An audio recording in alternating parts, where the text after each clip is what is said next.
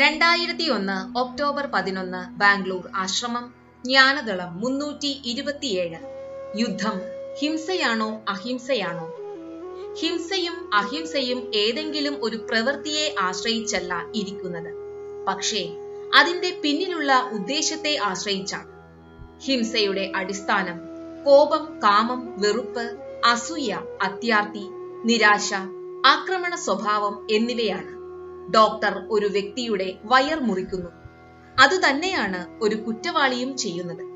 പ്രവൃത്തി ഒരുപോലെയാണ്, പക്ഷേ ഡോക്ടറുടെ ഉദ്ദേശം രോഗിയെ രക്ഷിക്കുക എന്നതാണ്, പക്ഷേ കുറ്റവാളിയുടെ ലക്ഷ്യം നാശമാണ്. മനോഭാവത്തെ ആശ്രയിച്ചാണ് ഒരു പ്രവൃത്തി ഹിംസയോ അഹിംസയോ ആകുന്നത്, അല്ലാതെ ആ പ്രവൃത്തിയെ ആശ്രയിച്ചല്ല. കോപമോ വെറുപ്പോ അസൂയയോ അത്യാർത്തിയോ ഇല്ലാതെ പാഠം പഠിപ്പിക്കാൻ വേണ്ടി നടത്തുന്ന യുദ്ധമാണെങ്കിൽ അത് അഹിംസയാകാം. മാത്രമല്ല, ആത്മാഭിമാനം നഷ്ടപ്പെടുത്തി അടിമത്തം അടിച്ചേൽപ്പിക്കുന്ന ദയാപ്രവൃത്തി ഒരു ഹിംസാ പ്രവൃത്തിയായി മാറാം. ധർമ്മ സംസ്ഥാപനം സഹായിക്കുന്ന യുദ്ധം ഒരു കാരുണ്യ പ്രവൃത്തിയായി തീരാം. ആളുകളെ ദുഷ്ടശക്തികളിൽ നിന്നോ നാശം വരുത്തുന്ന ശക്തികളിൽ നിന്നോ സംരക്ഷിക്കുന്ന യുദ്ധം ധാർമ്മിക യുദ്ധമാണ്. വിചിത്രമാണെങ്കിലും ഇത് സത്യമാണ്. ജയ് ഗുരുദേവ്.